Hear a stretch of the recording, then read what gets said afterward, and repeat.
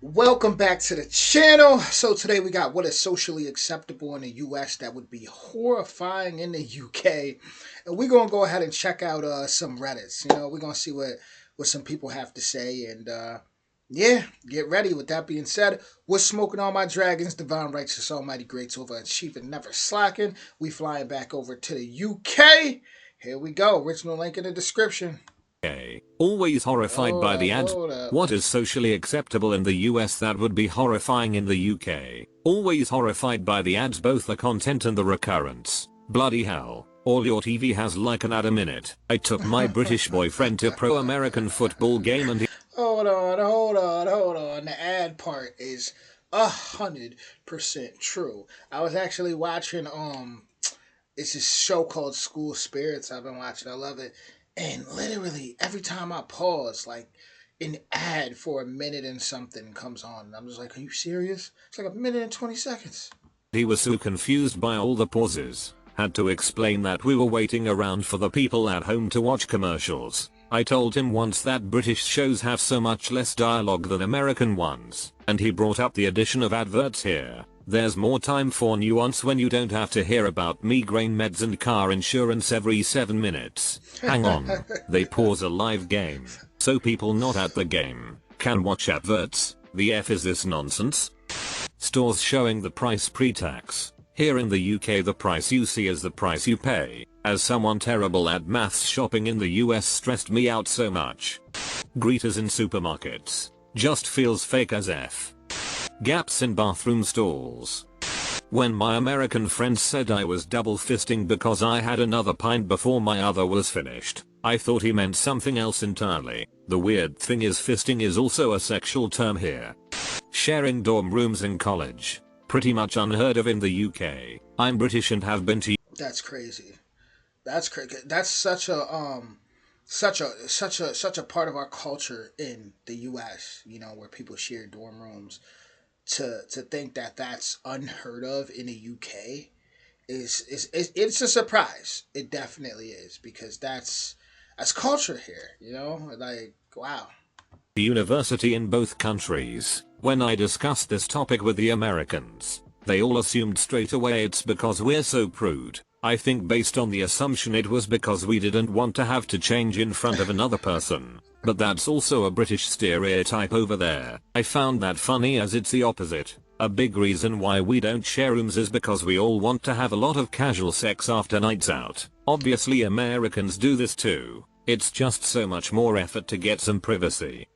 When my Brit friends were visiting, they were horrified when the waiter took their credit card to swipe back at the terminal. This made them really uncomfortable. Yeah, and then bring you the receipt to sign it. I'm in Europe and I haven't signed a credit card receipt in over a decade. Even my neighborhood farmer who does rounds in his van delivering produce to the neighbors carries a handheld card reader. And since the pandemic almost all of them are contactless. Unlock your phone, put it close to the reader, done, paid. I am Canadian. I was at Disneyland a couple years ago and used my credit card's contactless pay system at one of their restaurants in the park because I noticed it had the little logo on the machine indicating it was possible. The technology that has been standard for more than a decade. The person working that till had no clue what the F happened when they suddenly noticed that the transaction had been recorded. They looked at me like I was from some other dimension.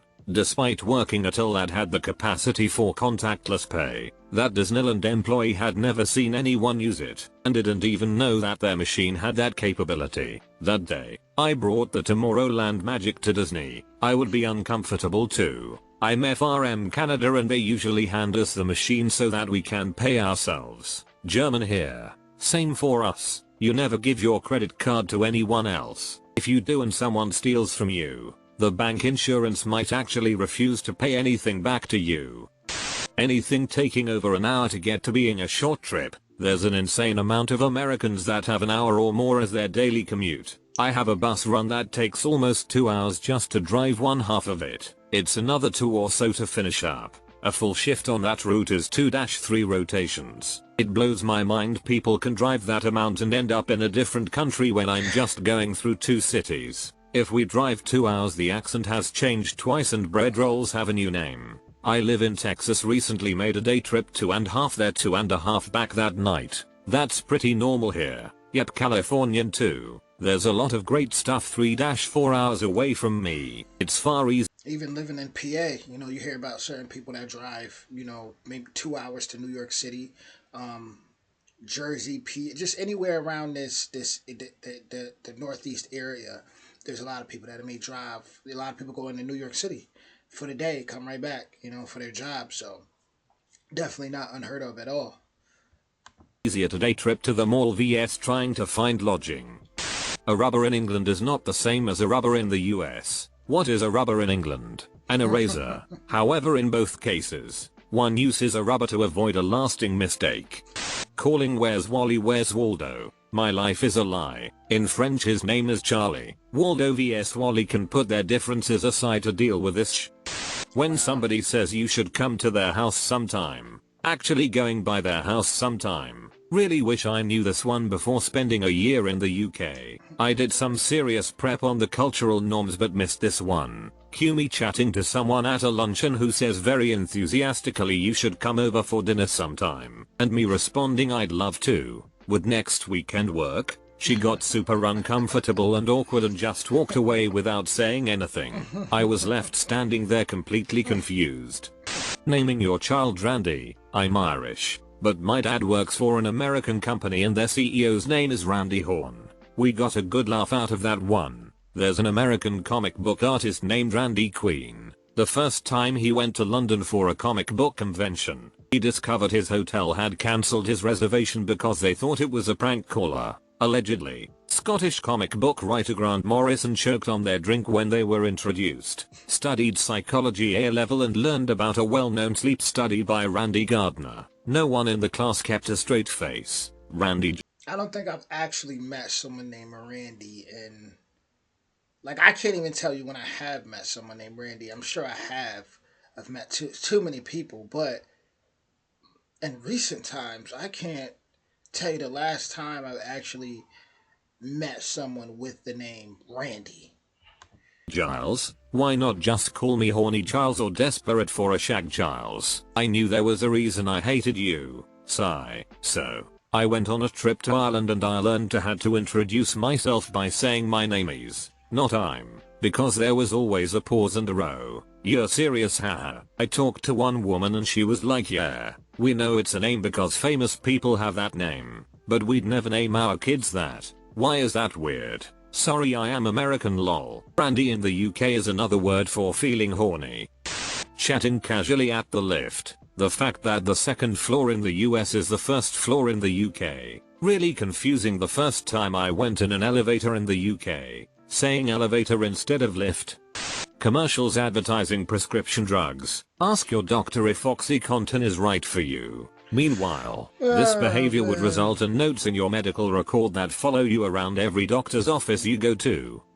Addressing a stranger as sir. The only person you address with sir in the UK is your teacher, which is weird because these cultural differences are wild, because out here sir and ma'am is that's the American respectful, old school American respectful way, and that's manners out here. So to hear that's kind of strange, I guess. In the UK, they just do things. It's just cultural differences, for sure. I'm mad at the UK. school is the only place we don't use it in America. Your teacher is always Mr. Mrs. Miss, surname.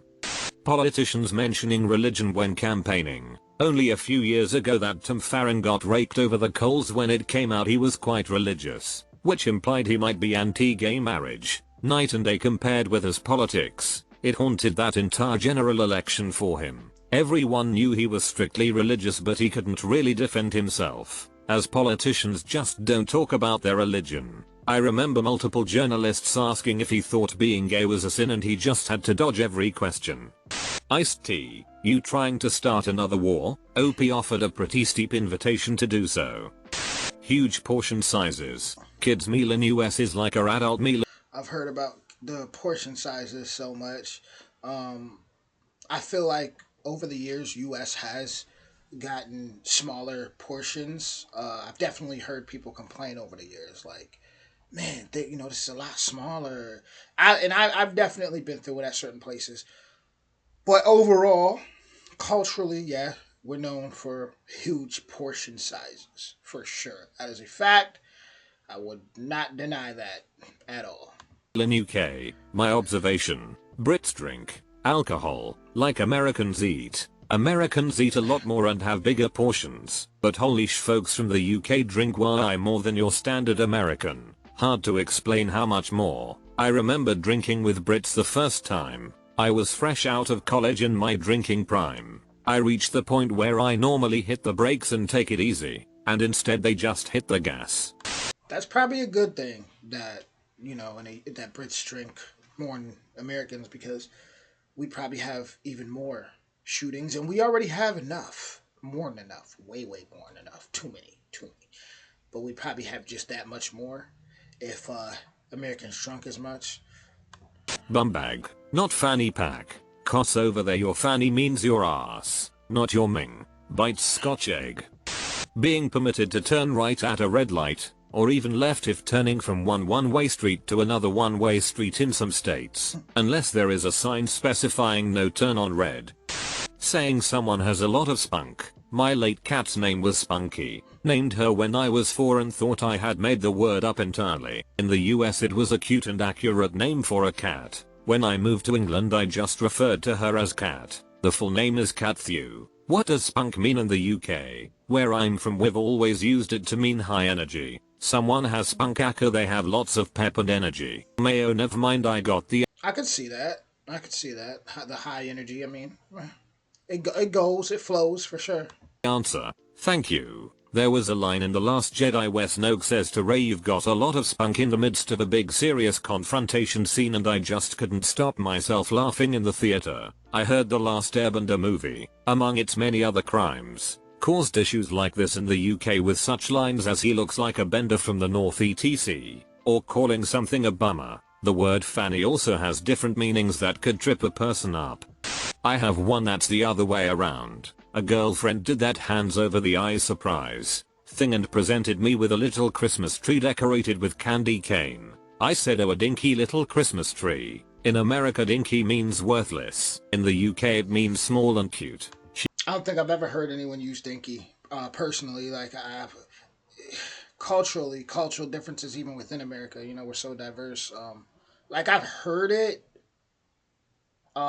Maybe like doing like a school assignment or something, and you're reading and it's like it's a familiar word, but as far as everyday life, I can't name a time in my life where I've ever heard someone use the word dinky.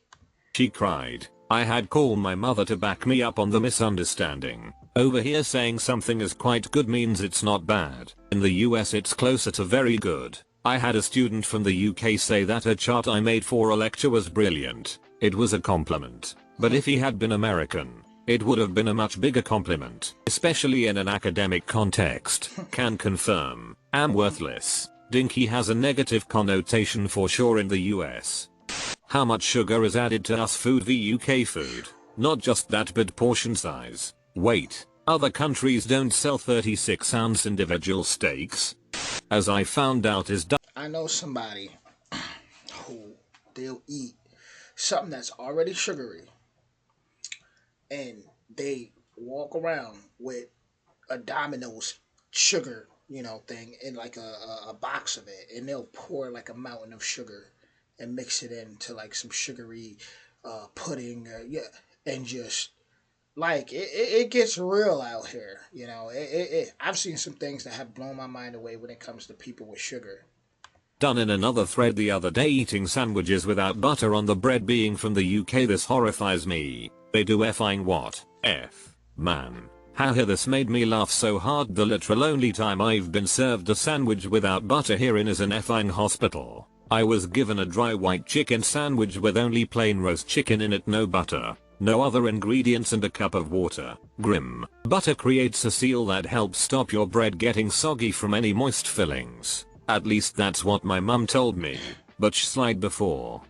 Not from UK, but Australia. I feel like we're pretty interchangeable at times. culturally speaking, but tipping is weird. It's strange to pay on top of a service you've already paid for. Some places have a tip jar that you might sometimes put your loose change in, but that's the real extent of it. I find it bizarre when a company makes its employees rely on the generosity of others when they themselves aren't generous enough to pay a livable wage.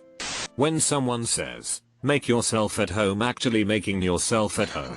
I have a cousin I'm close to and I've still never seen the upstairs floor of her house. I laughed so hard at your comment. Here in northern Germany it's quite similar. Wait, no one actually does that, right? People just sit on the couch and maybe grab a cushion. That's all, right? If you are close friends or family, it's very literal in the US. At least here in the NE, no one does anything rude like put their feet up on a couch or table, but for the most part, it indicates a wide set of permissions. Usually, it's courteous to ask for the first few things to establish boundaries, but once you clear, let's say a drink, most people will just grab the second for themselves, and typically this is okay. My husband's friend came over one time, uninvited, and immediately used my kitchen sink to give his dog, also uninvited, a bath. That is highly context driven. Close family and friends, you could rifle through their medicine cabinet and berate them for being out of Q-tips after they tell you this. Most of the time, though, it means you can sit on the couch and not teeter around awkwardly. If they extend this to a beverage, they might tell you where you can find one, and then it is really only licensed to look in that place. LMAO, I'm American and I still can't do this. I found a middle ground where I'll just ask for whatever I want without fear of being rude. So do you mind if I grab another soda? I'll refill the pretzel bowl if that's okay with you. It's kinda overly pushy where it might be rude, except they wanted you to relax, so I think it toes the line enough.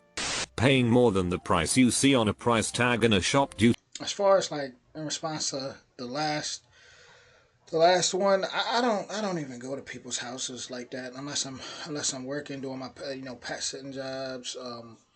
I don't even. I'm one of them loners that just I like my space. I'm very self sufficient.